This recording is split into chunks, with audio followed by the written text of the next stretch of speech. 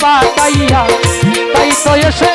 করতেছি বড়াই ও গো এলাহি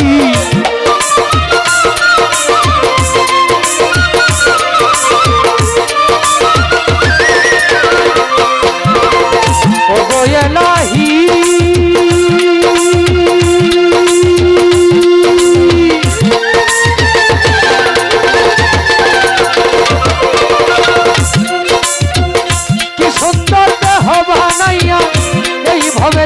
পাতাইয়া তাই তো এসে করতেছি বড়াই আমার মরণ কথা স্মরণ